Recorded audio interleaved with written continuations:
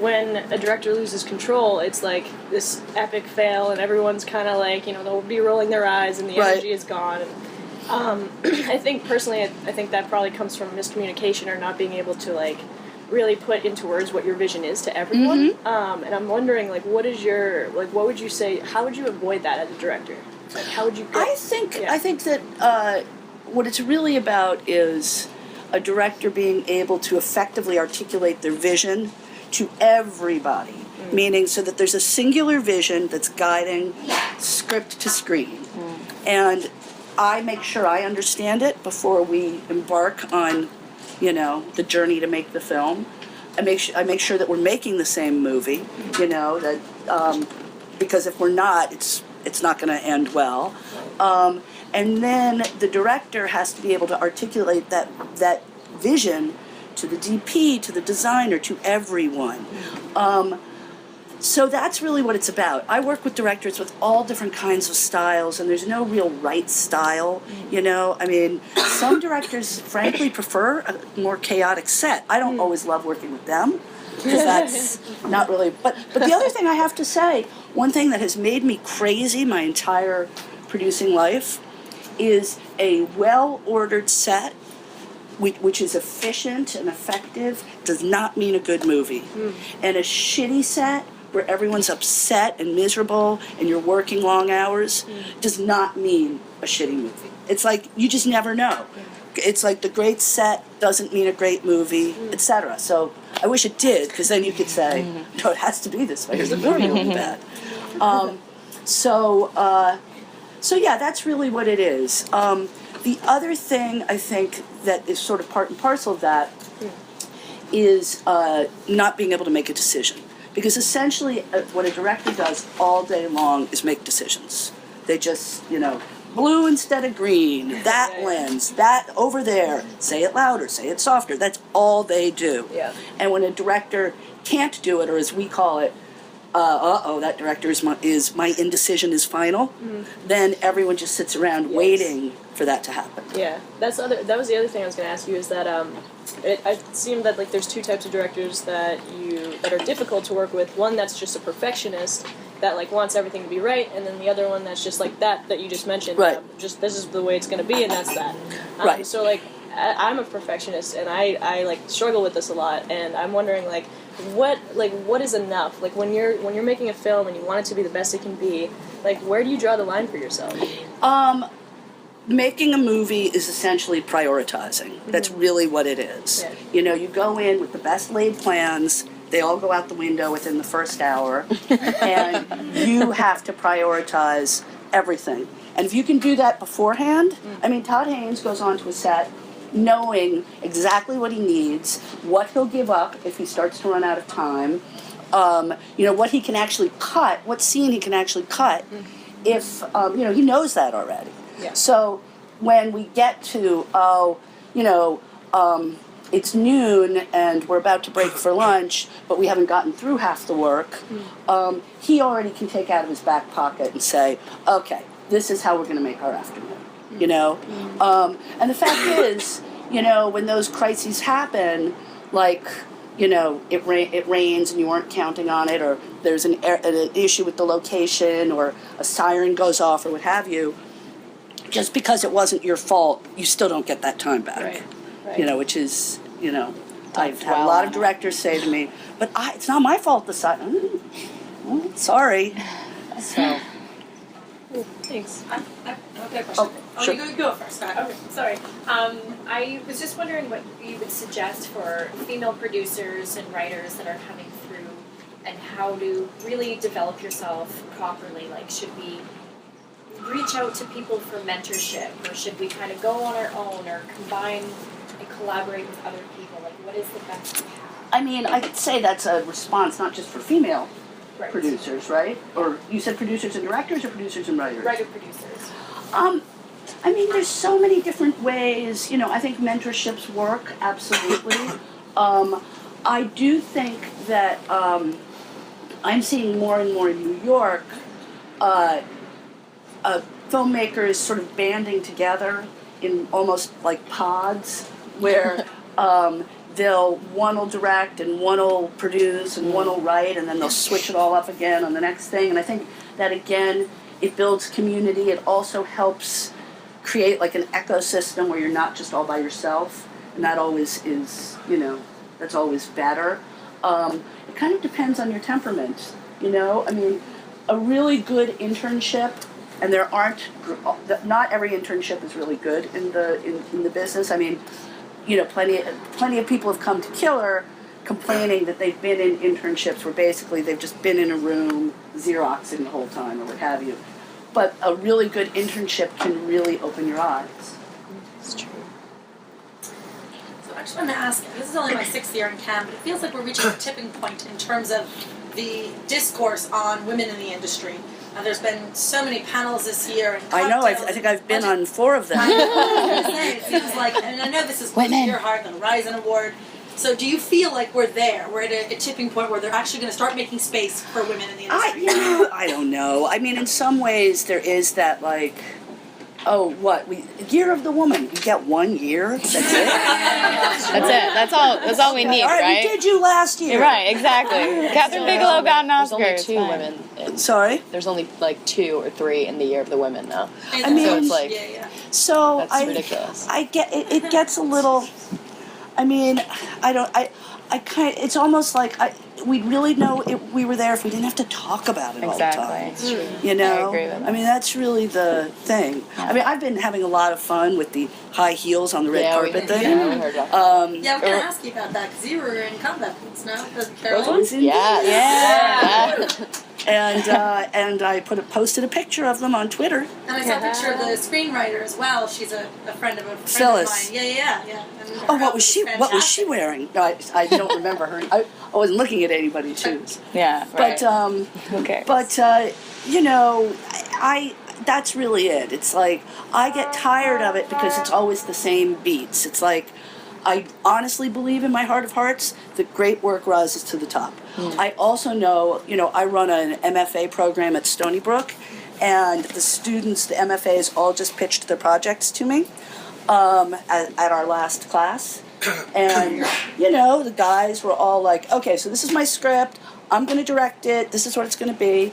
And not all the women, but I would say maybe half the women were like, well, this is my project and I wrote it, but I don't have to direct it. And finally I was just like, well, no, you do. You do have to. It's your story. And so there's that. There's the, confidence, self-esteem, all that stuff. And, I don't know if you really can just measure progress by how many women are in competition. I think in some ways, for me, it's almost, given where I'm sitting in the industry, I would like there to be a time when, Julianne Moore is enough to, to get Still Alice financed. Where female-driven material isn't seen as ghettoized and, non-commercial. That's what I would like. I mean, it's not just about who's behind the camera, although that's important. I'm not saying that's not important at all. I'm saying it's more holistic than that. It's who's behind the camera, what are the stories about, all of those things, I think we're all a little tired of the discussion and would rather just see it happen. Mm-hmm. Definitely tired. And now, do you feel there's a difference with queer films? The way they're... Films. Yeah. I mean, I don't, that's another term I wish we could retire. I just, I feel, ever since I started when I started making movies, the whole point of labeling something gay or lesbian, we didn't quite have queer then, we got it a little later, was really to build an audience. Because at that time, there was so little available to see. If you wanted to see yourself if you were queer and you wanted to see yourself on screen, there was so little out there that you really just went and saw anything, So some of our early movies, Poison's a good example. I mean, Poison is first and foremost an incredibly bold, audacious, very experimental movie. with some queer content by a queer director. And I remember standing outside the theater and seeing, the massive amounts of people going in and watching it who never would have gone to see a film that experimental. And coming out, actually, frankly, it's not like gay audiences are smarter than straight audiences. They're just as bad. And they were coming out going where was the sex? I program for the Boston LGBT Film Festival, and I run into that because I come from an underground film festival background. And I get a lot of complaints that the stuff is too underground or too radical or yeah. So when you first started out producing, how did you go about funding your first films? Like, how did you get people to hear you out? Because I feel like a lot of it's like luck of the draw. I'm trying to maybe film for or fund for a feature length for a documentary, and a lot of these networking is just card trading. And it feels like it's well, again, things were different, so I can tell you how I did it, and you have to translate that into your world now, because there's things that existed that don't. But first of all, you guys can make movies for a fraction of what I had to. Poison was like the lowest budget movie in the world, but you still had to buy film, and you still had to develop it. You don't have to do that anymore. That was the most expensive thing. Poison ended up costing about $300,000. Now that seems like, I can make 3 features for that, but that was low budget. So.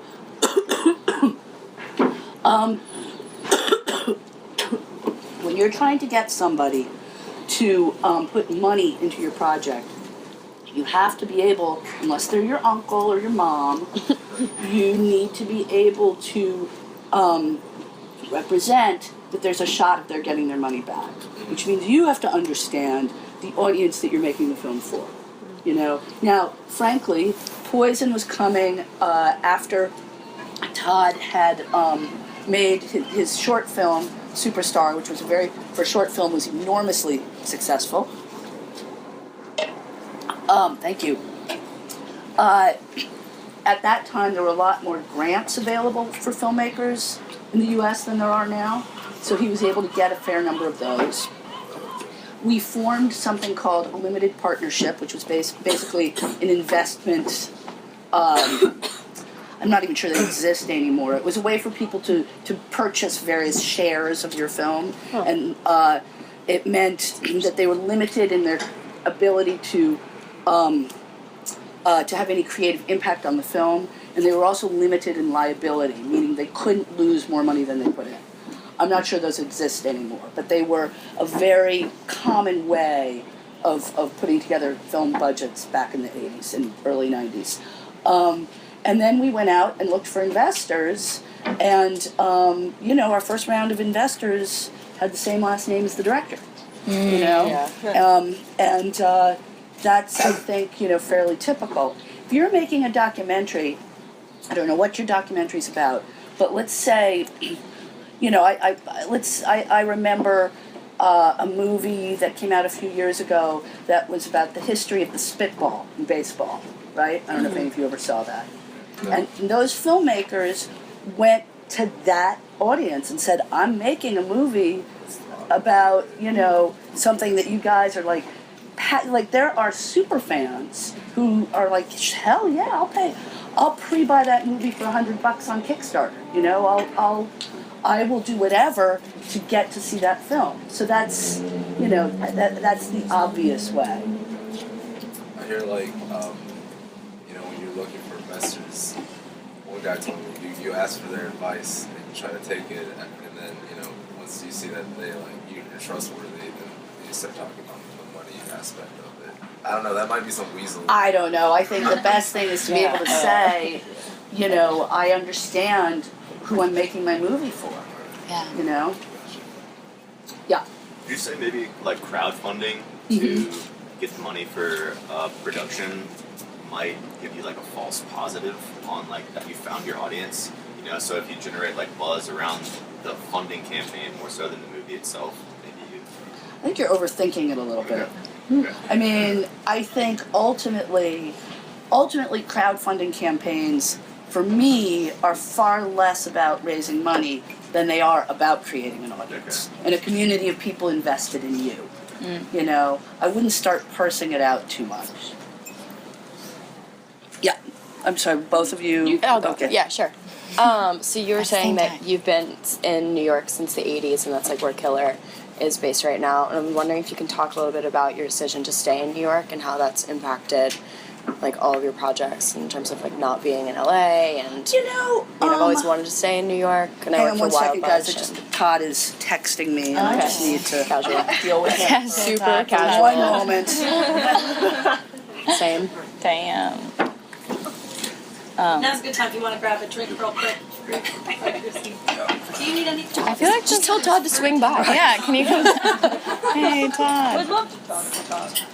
Let's have a party. Christine, do you want any food? There's croissants and fruits and I'm all right for the moment, thank you.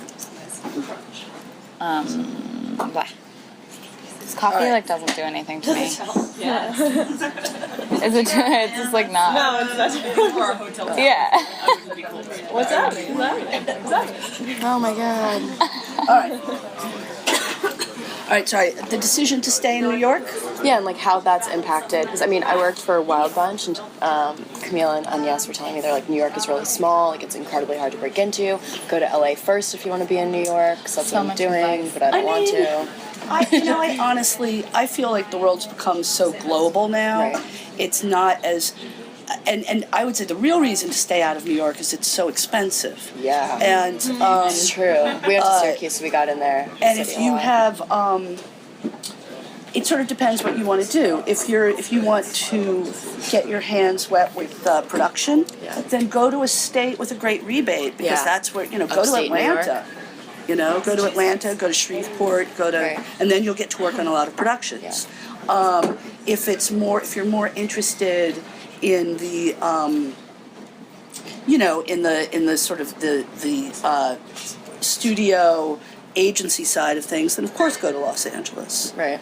You know. Right. Yeah, I mean, basically everyone's saying, like, not everyone, but a lot of people I've talked to that are in New York are like, it's incredibly hard to start here. Like, it's easier to come back to New York. But I'm like, but I just didn't know if you were feeling the same way, like maybe in the beginning when you were first starting out. And, like, a lot of people are based in LA and you were doing your thing in New York and how that kind of impacted you in your beginning stages of your career. It was a long time ago. Right. I don't know if you can compare the. Yeah. When I started out in New York, it was a cheap place to live. Right. Yeah, now it's... Right, I know. Yeah, No. it's like Brooklyn. You just can't. It's What do you look for when you're searching for your latest project? Are you more drawn to who's working on it, or story? It's always comes down to the script, and is it something? I mean, really, what we talk about all the time is what makes something makeable. Like, is it a director who has has a track record? Has he or she demonstrated that they are a strong visual storyteller? I expect everybody who comes in, who wants to direct, already have a very strong short film. Then, is the script something that feels truly original? Does it feel theatrical? That doesn't mean I won't make it if it doesn't, but I have to ask myself that question. And, is it the kind of thing that can attract cast? For example, it's very hard to get ensemble pieces made these days because most actors, if they're going to be in a tiny movie, they want it to be their movie. Directors like Woody Allen and, frankly, Todd Solondz can get an ensemble, so could Todd Haynes if he wanted to. Because everyone's like, fine, hell yeah, I'll do that, So that's really, I would say those are really the things we look for. Do you think you have like a through line, like your canon of work, of like these are the films that I feel like this is my message or my... No. I think that we know it when we see it, and we don't make movies that we don't feel very strongly about because they're hard to make, and you don't want to spend the next few years on something that you don't really love. Yeah. Going back to the resume, just like getting into the industry, and start working in the industry. Because you mentioned like even though like the job is small, like the accountability of like working for like even like McDonald's or something, Right. it's like means a lot. That's just me. Oh, okay. I'm not saying that's everybody, Okay. but that is how I feel. Okay, because I guess from my situation, because I'm currently studying in the U.S., but I'm not a U.S. citizen, Mm-hmm. I'm very limited in terms of getting jobs, or I'm gonna get deported because the only thing where I can work is Right. in school. So, are there like certain internship that could like? I mean, work any the same way? internships that just demonstrate, that you're working hard and learning, Yeah. Have you had any experience producing in North Carolina at all? I have not produced in North Carolina. I've made movies. We've made a lot of movies in Ohio. We're in the middle of our third film in Cincinnati. Obviously, we shoot in New York a lot. We shoot in Atlanta. I haven't done Louisiana yet. I shot in Michigan when they did have a rebate. Yeah. Why is that? You Tax just didn't credits. get to it, or What? I said, why is you just didn't get to North Carolina? I mean, that's the tail wagging the dog. We decide where to shoot Right. based on what the script is about and what its location needs are. Yeah. Sorry to avoid, but like more back to like the women in film and women in the industry. Basically. Right. How it is becoming a thing that really emphasizing like successful women and like, wow, women are doing great. Like, do you almost find that frustrating? Like, yeah. So like, why do we have to like make that shine? Like every time a man does something, all of a sudden we want to. So it's like, I just don't think about it that much. I'm like, I doing what I'm doing, and I just, I think you have to sort of rise above the conversation a little bit.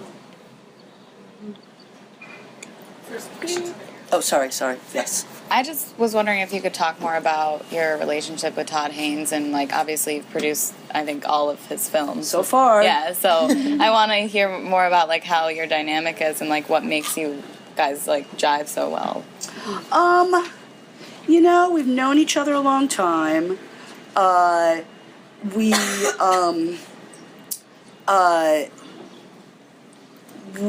really trust each other, and I think that's sort of the real crux of it.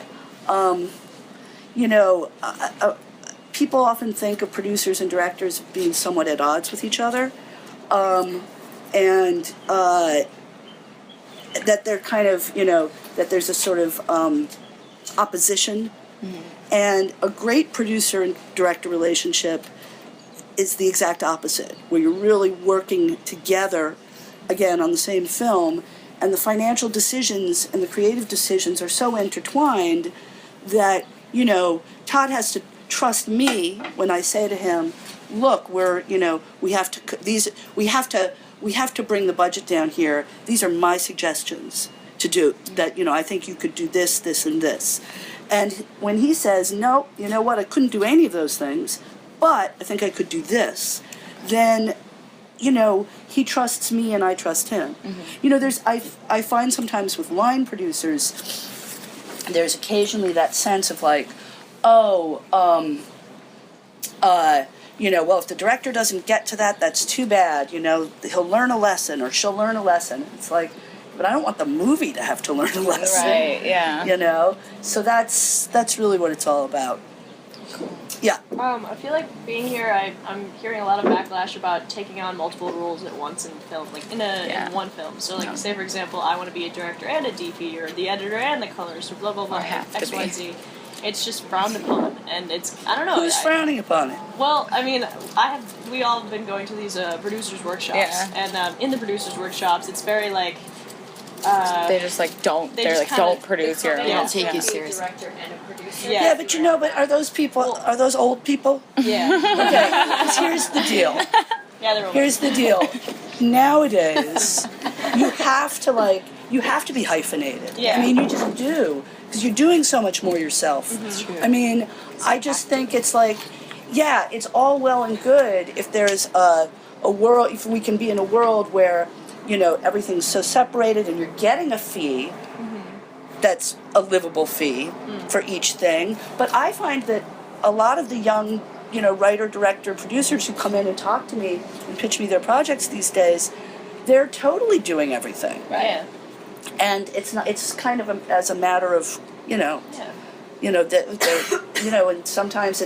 sometimes they're writing, editing, and producing, and their partner is directing and shooting, Right. and but that's very common. Oh boy! Oh, yum.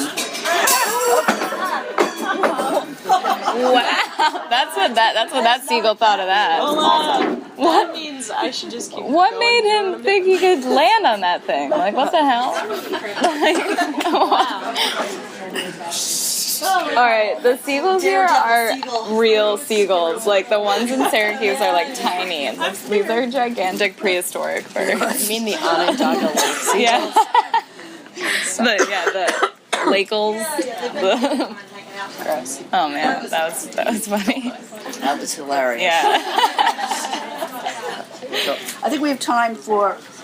What time is it? It's 11:03. Oh no, we're I'm fine. keeping an eye on it. Yeah. I'm I'll sorry. let you know I thought when we're getting I thought it close was to later. 11:30. Oh no. Yeah. Do you have any advice for us emerging producers that scripts aren't necessarily being sent to us to have a look at, but we're hunting for scripts? Right. Do you have any advice to give us when You we're just gotta. I mean, that is just. You should be hunting for scripts. You should be hunting for books, articles. I mean, Still Alice was found by two young British producers. They reached out to the writer. She was on the verge of selling the rights, I think quite lucratively, to somebody else. And they convinced her, and these were people like not much older than you and maybe your age when this actually happened. They convinced her that they were the right people to go with this, and paid her very little upfront money. We became involved when Julianne Moore was like, I need some adults on this, but I mean, I'm just saying that's an inspiring story. They went out and read something that they felt absolutely had the ability to be something special, and they went after it. Yeah. I need some adults on it. I was wondering, how do you think the film industry is changing with technology and the internet and distribution online? I don't know if you have any thoughts on that. I mean, it's changing radically, and I think it's going to have a direct impact on the kind of content you guys make. We're sort of the film industry is kind of broken right now because independent films are still financed by and large by foreign sales-based pre-sales. Yeah. And that is that puts pressure on the casting and puts pressure on the experience of the director that is becoming increasingly unrealistic. But nothing has really replaced it. On the other side, film financing, its cornerstone is DVDs, DVD sales. Well, look how that's worked out, right?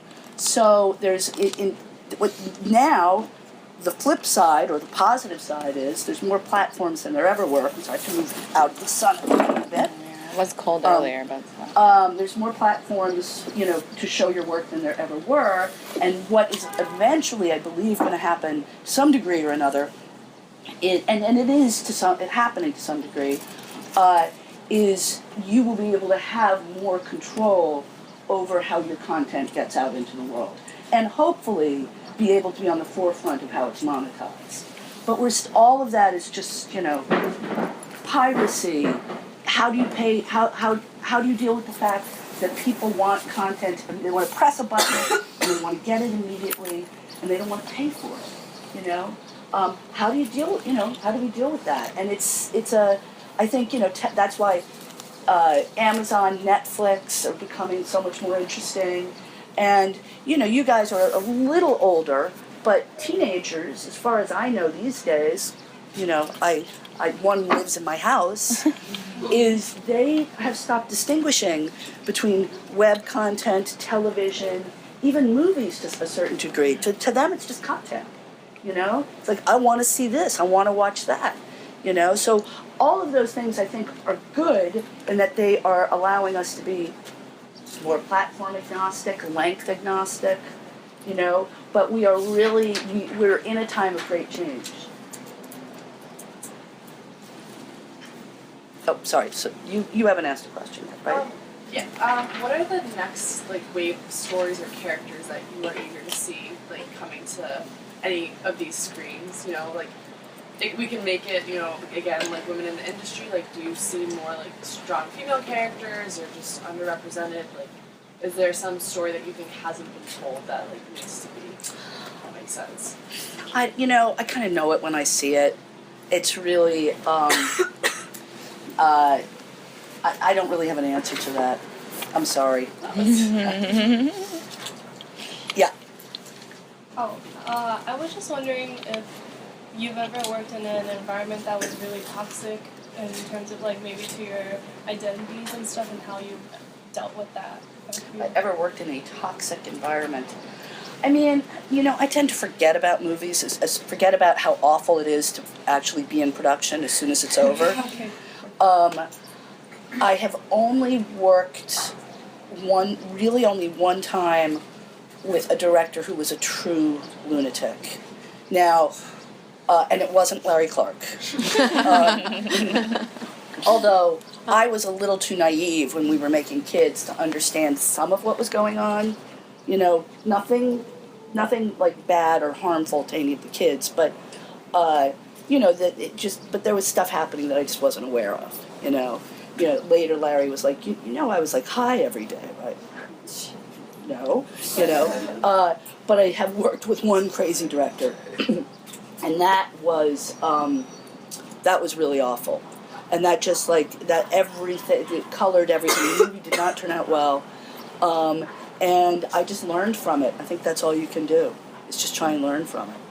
If I could have gotten out of the movie, I probably would have, but it wasn't a situation where I could because we were producing it. Yeah. I feel like I'm asking too many questions. It's okay, but if somebody else, since I'm not seeing all sides of the room, if you haven't asked a question, just be pushy. Yeah. So, as a producer, is there a different route when you are planning for a theatrical release versus, say, for example, a Netflix original? Is there a different way you look about it? I mean, it comes back to that idea of what makes something theatrical. Right. And take Still Alice, for example, right? Still Alice, there was a path that film could have gone on where it could have been a television movie. Mm-hmm. And it would have had not Julianne, but a different, maybe also great actress. Mm-hmm. And probably we would have spent more money on it, mm-hmm. Because it would have been a little bit more of a sure bet. Mm-hmm. Now, that's not a bad version of that story. It's a different version.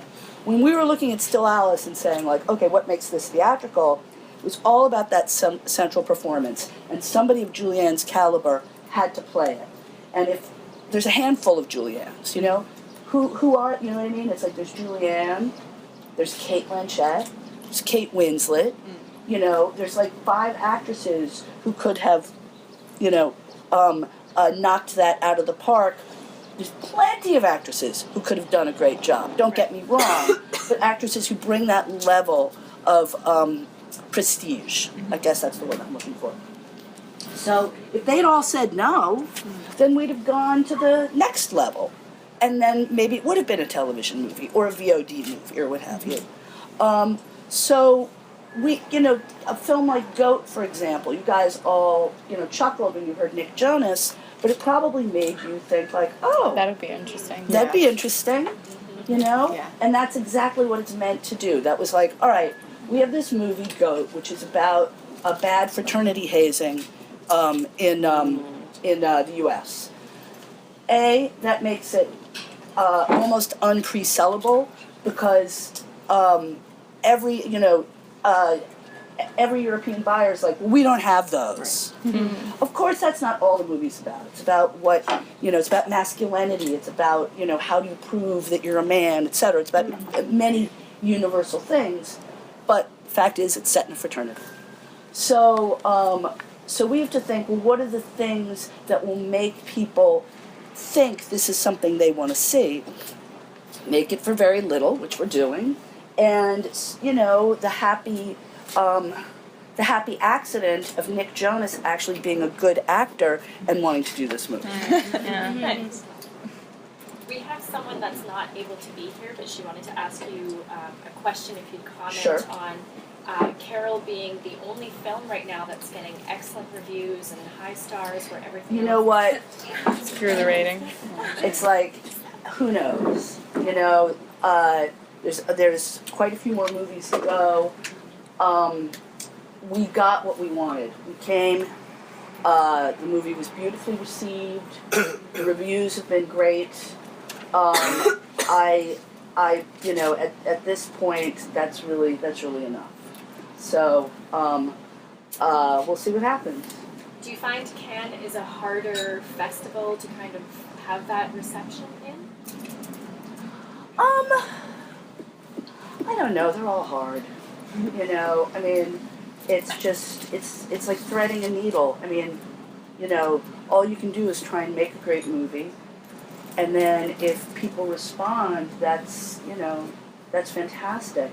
And sometimes it's just like, I don't know, so, you know, whenever you make a movie, as a producer, when you make a film, and you get it made and you get it sold, both of those things are tough. And then it goes out theatrically, and then it doesn't do well. You sit around and you say, oh, the trailer was bad, the poster was terrible, they didn't spend enough on television, they didn't spend anything on television, the trailer didn't represent what the movie was really about. But sometimes it's just because people didn't want to see it. And that's just, sometimes they just didn't want to see it.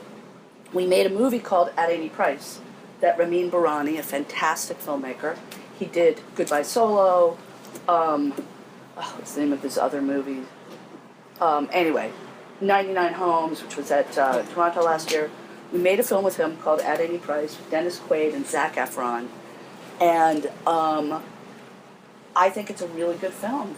And people just didn't want to see it. You know, and that's heartbreaking.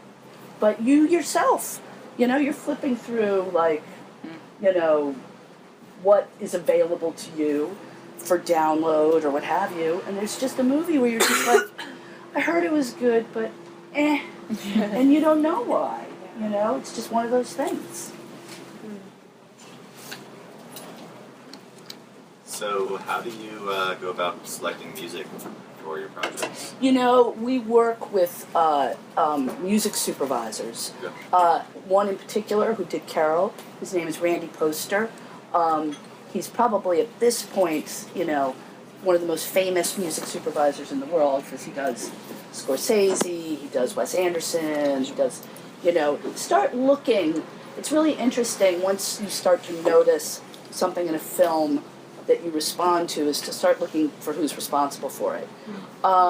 So Randy really is, you know, what a music supervisor should do is not only clear your music, you know, and help you make choices, but they should also open your brain up a little bit. Be like, you know, I know you thought you wanted this, but how about something completely different?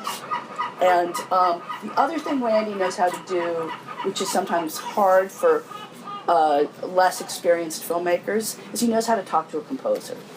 And sometimes, you know, like I think on Kill Your Darlings even, we had a great composer, Nico Muhly, but John Krokitis was just having a little trouble expressing exactly what he wanted because he didn't quite understand the terminology. He knew what he wanted, he just couldn't convey it in a effective way.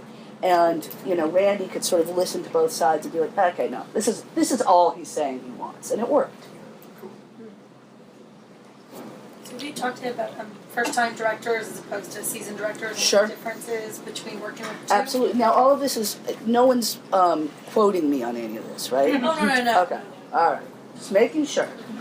The biggest difference between first and any other time directors, I mean, I love working with first-time directors, not all the time, but they are inevitably making a movie that they've waited their whole lives to tell. They're very passionate about it. It's really, and that's infectious and really fun to be around. The hardest thing for first-time directors to understand is how to prioritize, and that not every single shot, has to be the Mona Lisa. And then, inevitably that, as a line producer I work with always says, it's Picasso in the morning and it's house painting in the afternoon,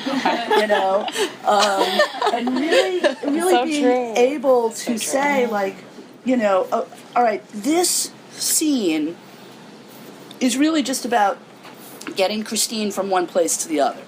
Nothing else, right? So don't spend 4 hours on it, and then find that you can't shoot the scene where she's, having the fight with her lawyer, and that is always actors hate it when you've spent hours doing something that they can tell. I mean, that's the other thing we haven't touched on.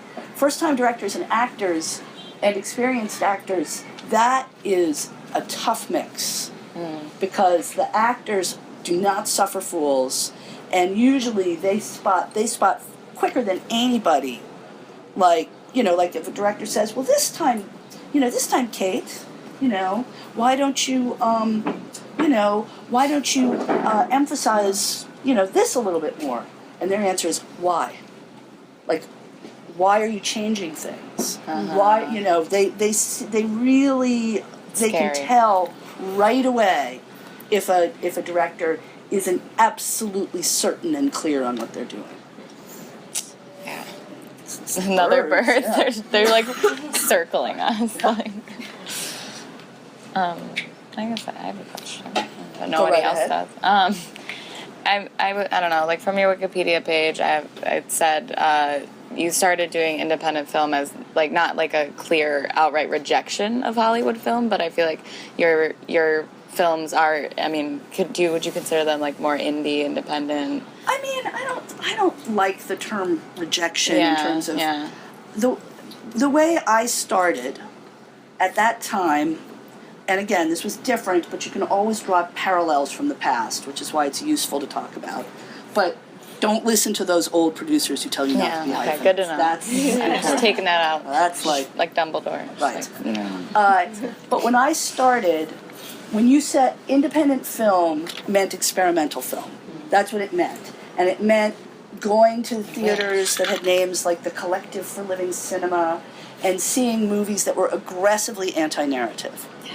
And when I was in college and I took a filmmaking class, everyone was encouraged, bullied almost, into making anti-narrative movies. So I come to New York. The MTV thing is starting to happen, which is letting filmmakers really be like, oh, and then I'll just put her on the roof, and he can dance, and then everyone turns into a unicorn. So it was really kind of fun. So that was happening. And then there were people like Jim Jarmusch and Spike Lee, like I mentioned before, but also Bill Sherwood, who made a movie called Parting Glances that was Steve Buscemi's first film that both Liz Carlson and I worked on. So that was actually, part of how we started working together. Anyway, those filmmakers were basically saying, you know what? I want to make a movie that isn't a studio movie, but that is narrative and is personal to me. And those movies, you're sort of like, yeah, so, but those were mind-blowing at the time. It was like, wow, okay, he's just making a movie and it's got shots and it's got like coverage and has a production designer and it's got a DP, and this whole idea was really new. So Bill Sherwood's movie, Parting Glances, was a very straight narrative about a gay couple. And it was radical for its time because it wasn't about anyone coming out. It took place in a world where everyone had already come out, and there was a story. And so that was what was so radical about that movie. So this notion that you could make alternative stories was really exciting. Now then, over the years, of course, there was Sundance, movies that went to Sundance, the whole notion of what made a film independent and not independent, especially as like all the studios started having their so-called independent divisions, and there was a lot of, squawking about that's not really an independent film, and blah, blah, blah, blah, blah. I mean, you know, at the end of the day, it's just about great stories, and sometimes they come from Hollywood, and sometimes they don't. And sometimes they come in a hybrid way, you know? They come, like, because Fox Searchlight acquired it. Right. So does that make it not a Hollywood movie? Right. You know, so you don't really, labels. Those things get a little too reductive. Right, right. So we have about 5 minutes each one. Oh, yeah. So if people have burning questions they didn't get to Now ask, is now the is the time to ask them. I just want to know about your experience working on Headway. Okay. Yeah. Any insight? Well, you know, that was a good example of me of the fact that I didn't quite know what I was doing. I know I'd made other movies already, but this was a big leap in many ways. Was actually ended up helping the film because it didn't occur to me. You know, John's like, all right, I'm going to direct and star. I'm like, great. And he's like, and I want to use this DP who, you know, I'm really, really close with, but he's never shot a feature before. I was like, okay, great. You know, which is like, what, are you out of your mind? So we had a director who was in hair and makeup for like 4 hours every day. So we had to figure out ways in which, you know, we could keep to our schedule, etc. And also make sure that the other actors felt like they got directed. Because, you know, when John would finally, you know, stagger onto the set, you know, on his, 10-inch heels, you know, they were all like, John, you know, should I do this, should I do that, etc. So we really had to streamline things very effective. First of all, his effective vision, it was absolutely essential. If he couldn't come onto that set and say, all right, this is what it has to be, we would have just floundered. Because we had to make do with how much of him we got, you know? And then, of course, he couldn't stand with the DP and watch the monitor, you know, during his scenes. Mm-hmm. So he had a very symbiotic relationship with the DP and also with the editor. And that's really what helped get the film into as good a shape as it is. Question, Amir? Yeah, it's kind of like a relationship almost question. Like, how did you meet Mr. Haynes? Is that how you pronounce that? I met him at Brown at college, and then we just found ourselves in New York at the same time and became friendly. And then the question that I think I was going to lead is to how did you guys decide for the first time that you wanted to work on something together? I just was aggressive. You know? I was like, I can do a lot for you, you know? Like, he was already directing a lot. He had just made a short film, and I said to him, what are you going to do next? And let's do it together. Nice. Now, I helped him on the short film. I often get credit for producing it, but I didn't. But I did help him a lot. You know, I had a little, see, this is a good example. I had a little bit of editing room experience from that job that I just took, right? So I took that job, I learned, you know, the rules, basically, of, like, how do you prep a film for a sound mix? Which you don't, it's so different now, like, it totally, but back then it was a certain way. And Todd was finishing his film, and he didn't have that experience. So I was like, hey, I do. I'll prep your film for the sound mix. And that's what I did, and that's really what led to us being able to, you know, continue our relationship. I need you. Yes. Sure. So one of my dream future projects is to do a remake of The Little Princess, because it's a really influential childhood film, and to do a co-production with India and a strong young female character, all about imagination. And you worked on Still Alice, and I know that was a literary adaptation. So how limiting is it to do a well-known literary story? And I don't think it's limited. It's not limiting at all. I mean, you have a built-in audience because there's fans of the material. I mean, if you're going to do a Little Princess, though, because it's been done a lot, you're going to have to bring something else to it. You know, I don't know what that is, but that's, you know, you're going to have to reinvent it to some degree. Like the modernized Hollywood. It's up to you. I have no idea, but that's really the, you know. Literary adaptations, you know, have that advantage because there's to some degree you know what you're going to get. we have one last question.